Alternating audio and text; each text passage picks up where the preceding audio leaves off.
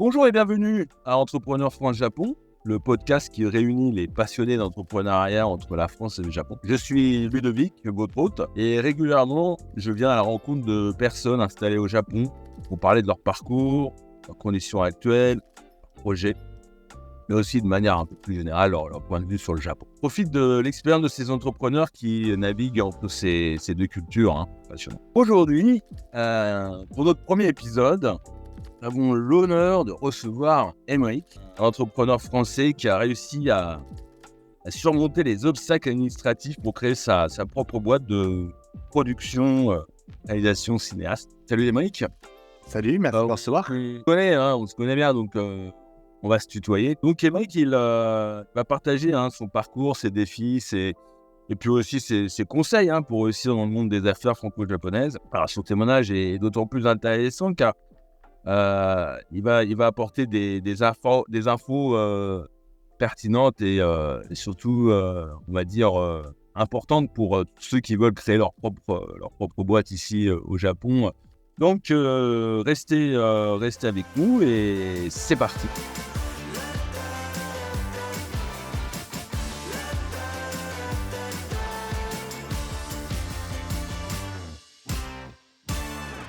Alors, rebonjour. Bonjour. Bonjour. Alors d'abord, parle-nous un peu de ton parcours personnel, tes études, où tu viens, tout ça quoi. Bonjour, je m'appelle Aymeric, dans le coup. J'ai atteint la trentaine cette année. Donc ça y est, on est enfin dans la troisième décennie, la troisième décade. Non, je suis né en France, je suis dans le Nord-Est. J'ai un parcours à peu près normal, on va pas dire atypique, mais à peu près normal. J'ai fait des études dans l'informatique, qui est un monde complètement à l'opposé de ce que je fais à l'heure actuelle. Donc j'ai fait des études dans l'informatique et dans l'électronique embarquée, chose qui ne me plaisait pas plus que ça, jusqu'à ce que je me redirige au fur et à mesure, après moult déménagements suite à un parent militaire, donc partout en France, à me retrouver avec des caméras en main et finir au Japon en tant que réalisateur et créateur de vidéos. D'accord, mais quand tu dis que tu as fait des études dans l'informatique, ensuite, là maintenant tu travailles dans la vidéo, des cinéastes, donc il y a un rapport ou c'est vraiment t'es quoi, t'es auto-formation C'est ça, autodidacte Autodidacte, ouais. c'est ça. C'est toujours eu un intérêt pour le monde un peu artistique des médias, de l'image et de la vidéo. Et au fur et à mesure de petits projets personnels, je m'en suis retrouvé à en faire mon métier et ma passion est devenue un métier. Donc, Aucune école spécifique, vraiment autodidacte. Autodidacte depuis le début. À fond, quoi, d'accord. Des conseils sur le net, peut-être, des vidéos, Ouais, forcément, maintenant, il y a beaucoup d'outils à l'heure actuelle qui servent à s'auto-former. Merci les années 2000 qui aident avec Internet, mais on peut s'auto-former et je pense qu'il y a beaucoup de choses en ligne qui nous permettent d'avoir accès à ça. D'accord. Et t'as commencé dans ce milieu-là, de cinéaste, depuis combien d'années ? Ça fait maintenant, à l'heure actuelle, en 2024, ça fait bientôt 8 ans que ça va faire. Ah, mais 8 ans, donc t'as commencé à 22 ans, quoi. Ouais, c'est ça. Ok, très bien. Alors, deuxième question qui est, on va dire, évidente. Pourquoi le Japon ? Qu'est-ce qui t'a amené ici ? Question très sympathique. En effet, pourquoi je suis arrivé au Japon ? Pour plusieurs raisons. C'est que la première est, fan de mes parents qui étaient fans du Club Dorothée, qui m'ont un peu bercé là-dedans avec les VHS, les cassettes et ces cultures japonaises, nippones. Ce rêve est arrivé un peu tardivement chez moi. Au final, je m'en suis pas rendu compte, mais quand j'étais enfant, j'avais un peu cette culture animée, mais pas une culture du Japon.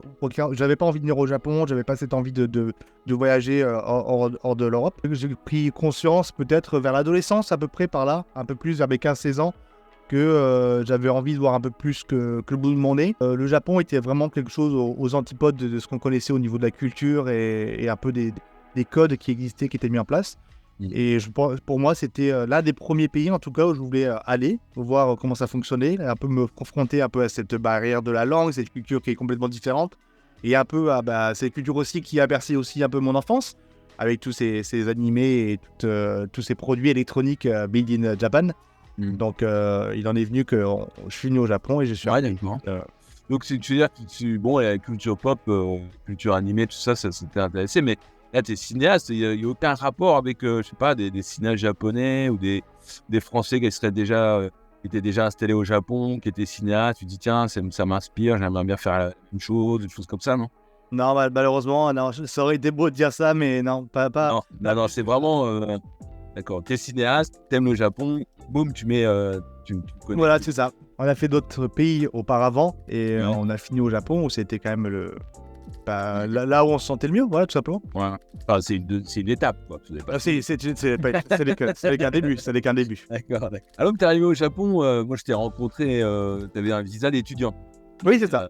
Visa étudiant, ça c'est pas compliqué à avoir, hein. Il suffit de payer une école de langue chère d'ailleurs, hein, en général. Hein. Plus ou moins cher selon les écoles. Ça dépend ça dépend du budget aussi. Hein. Ça, t'as un visa d'étudiant, ça c'est bien. T'as un visa d'étudiant, c'est pour 1 an, c'est ça, hein? C'est ça, j'avais fait un visa d'étudiant pour 1 an. 1 an et 3 mois exactement. 1 an et 3 mois. Bon, tu peux faire des petits boulots à côté pour gagner un peu d'argent, mais avoir un visa de travail, ça par contre, c'est beaucoup moins évident. C'est quasiment mission impossible même. C'est mission impossible. Mais toi, tu as un visa. C'est quel statut de ton visa déjà? Mais c'est un visa artiste que j'ai. Un visa artiste en plus, quoi. Alors, je pense que ça peut intéresser pas mal de personnes, parce que moi, ça m'intéresse. Déjà, c'est une. Donc, raconte-nous un petit peu le parcours du combattant, là. Un peu comme dans Astérix et les Jeux Olympiques, tu sais, où le gars, il doit aller tous les bureaux. Je sais plus, aux Olympiques, non, je sais plus. Ça peut apporter le gars qui doit faire le parcours du combattant pour trouver les bons dossiers. Dans le coup, je pense que c'est parfait parce que c'est exactement ce qui s'est passé, un vrai parcours du combattant. Ouais. Ça a été un peu la panique pendant les derniers mois de mon visa étudiant, parce que du coup, je voulais profiter de mon visa étudiant et pas changer non plus en cours en milieu d'année et perdre cet avantage que j'avais d'aller à l'école pour apprendre la langue, pardon. Mais dans le coup, en effet, ça a été super compliqué. J'ai dû réunir énormément de papiers de mes expériences passées, contacter une avocate, contacter beaucoup d'organismes avec qui j'ai pu travailler à l'international pour pouvoir avoir des lettres de référence, ramener des récompenses internationales, ramener des parures dans les journaux.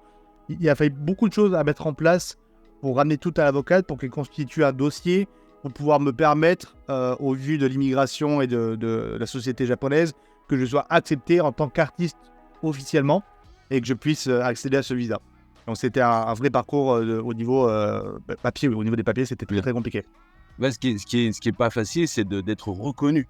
C'est ça. C'est ça. Là, qui te demande d'être reconnu, d'être déjà reconnu comme artiste via les contrats que tu as eus précédemment, via éventuellement des concours ou des récompenses que tu as eues et te permettent de prouver que tu es un artiste en chair, en os, pas quelqu'un qui vient juste de commencer, qui essaie de chercher.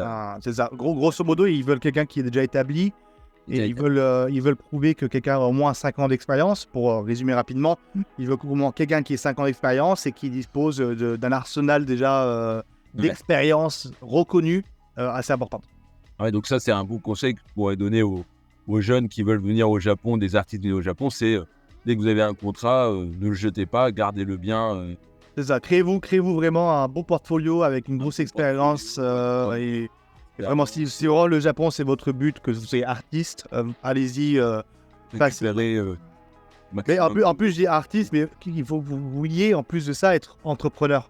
Voilà, ouais. C'est aussi une autre chose, parce qu'on peut être artiste et vouloir travailler pour une boîte, alors que nous, on est un peu différents, on travaille pour nous-mêmes. Ouais.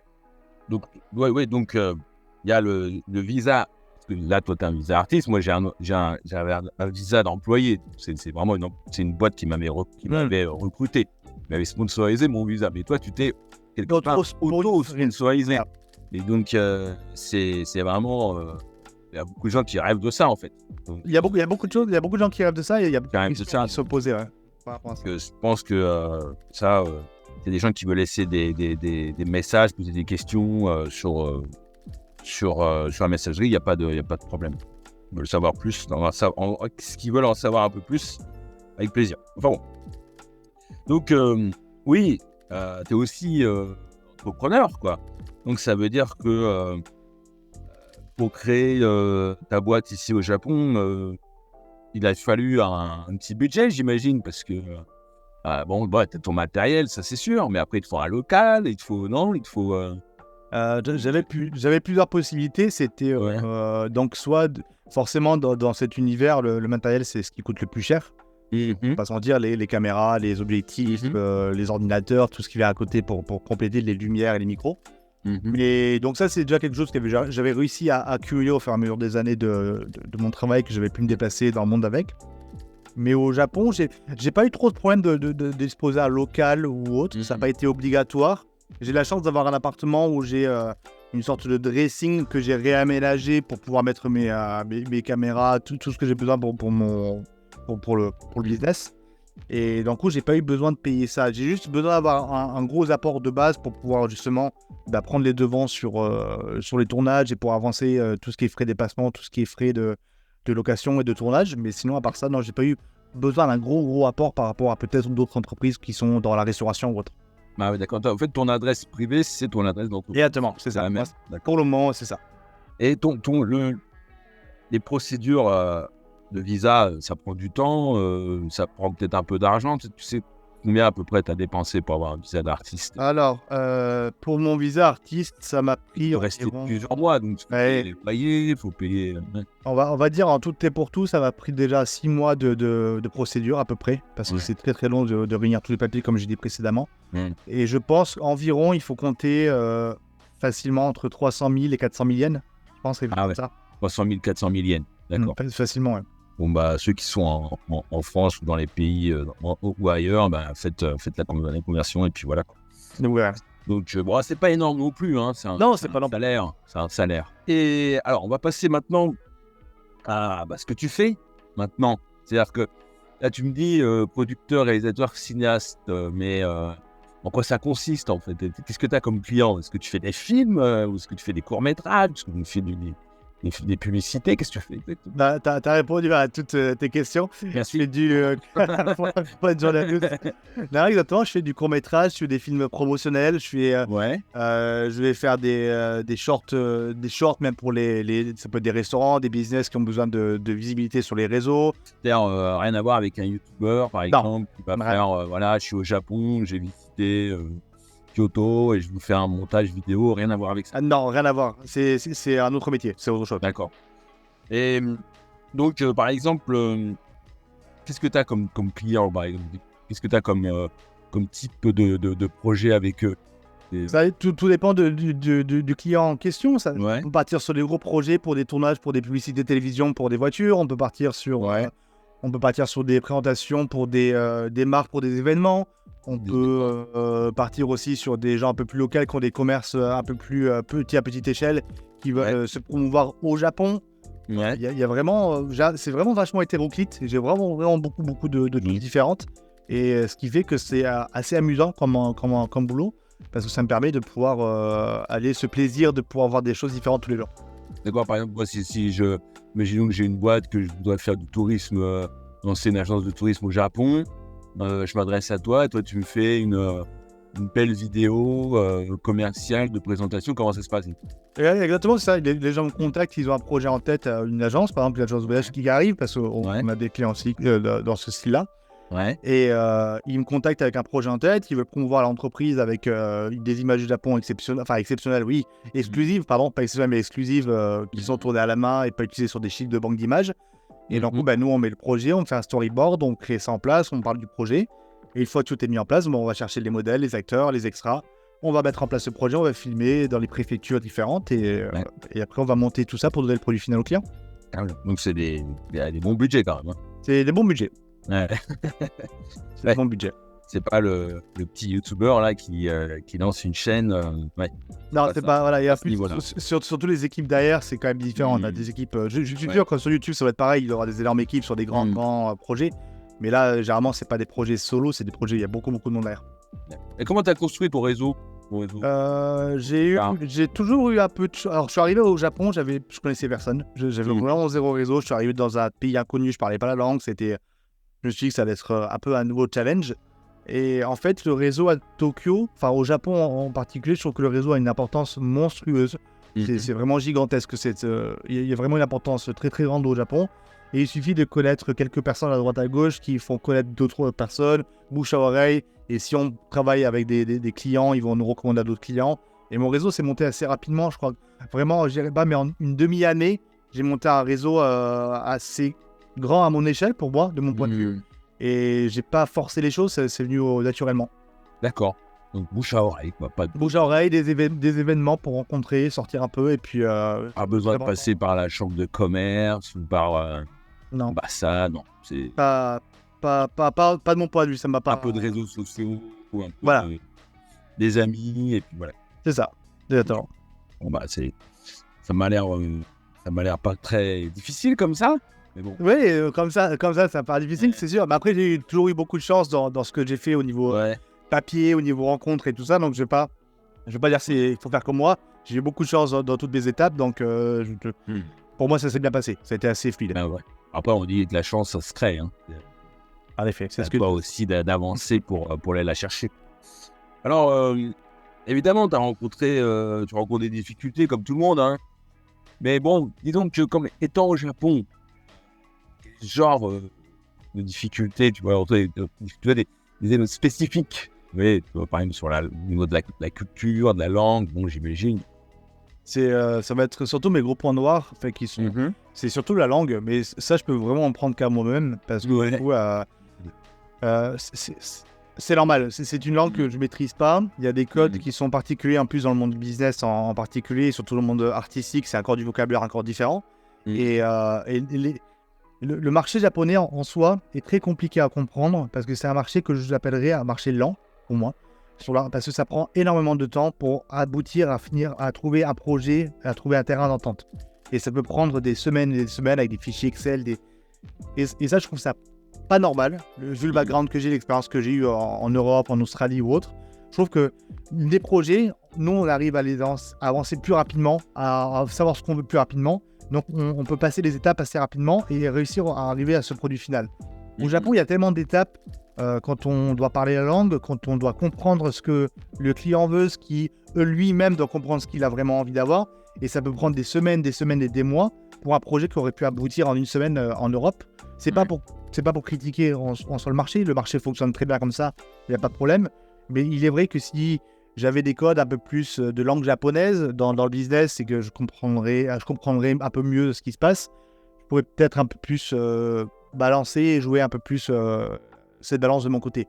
Mais j'ai de la chance d'être entrepreneur, donc je suis pas en mode les gens viennent à moi, donc j'ai quand même cet avantage de pouvoir prendre l'ascendant sur la communication et sur le projet en question. Ça me laisse quand même beaucoup de liberté sur ça. Et pas dire qu'au Japon, ton activité au Japon, elle n'est pas saturée, il n'y a pas trop de monde. Comment ça se passe D'ailleurs, je trouve qu'on m'a beaucoup posé la question ces derniers mois. Et pour moi, le marché n'est pas saturé. Pourtant, il y a énormément de filmmakers, de réalisateurs au Japon. Il y a beaucoup de toutes nationalités qui viennent au Japon pour s'établir en Asie. Et c'est impressionnant, il y a une superbe niche qui est en place. Donc, on pourrait se dire que vu qu'il y a énormément de gens, le marché est saturé. Eh bien non, je trouve pas. Je trouve qu'il y a toujours moyen d'arriver avec notre culture européenne du cinéma américaine, de venir en Asie, apporter quelque chose de nouveau avec notre vision à nous, et justement créer des brèches pour un peu ouvrir cette image nouvelle. Donc je pense que non, c'est pas saturé. Juste, il faut être soi-même, il faut savoir ce qu'on veut et arriver avec son style. D'accord. Donc, que ce soit même. Voilà, ce que tu dis là, c'est que un jeune, ou un moins jeune, ou un vieux, qui veut se venir au Japon, qui fait un peu ce que tu fais, bon, il y a encore de la place. Oui, pour moi, il y a la place. Oui, pas trop. Laissez-moi mon emploi un peu. Non, je pense qu'il y a la place pour tout le monde. Et il faut juste avoir. Il faut juste que tous se connectent très très bien ensemble. C'est ça, voilà. Alors, on va parler un peu de tes projets quand même. Comment tu te vois au Japon, c'est-à-dire l'évolution de ton travail, tu veux continuer sur la publicité ou tu veux, je sais pas, te lancer dans un projet de court-métrage ou métrage un peu plus artistique, comment tu vois les choses? Ce que je vois pour l'instant, c'est que la finalité, de toute façon, je pense, de tout filmmaker qui se respecte, c'est de faire un long métrage. Voilà, ça c'est vraiment le but, l'un des buts finaux. Enfin, c'est pas le but final parce que j'aime pas le mot final, parce que ça veut dire qu'il y aura rien qui se passera après, donc c'est un peu triste. Mais c'est un de mes objectifs, en effet, c'est pouvoir lancer un long métrage. Ça coûte beaucoup d'argent, ça coûte beaucoup de temps, il faut créer un scénario, mais c'est la finalité, c'est réussir à lancer un long métrage au Japon. Si c'est Ouais. au Japon, Au ce sera Japon, ailleurs. d'accord. Si c'est pas au Japon, ce sera ailleurs, c'est pas grave, mais ce serait bien de réussir dans le pays qui a réussi à m'accueillir, faire un long métrage ici, ce serait une belle récompense pour moi, même en disant j'ai réussi à le faire.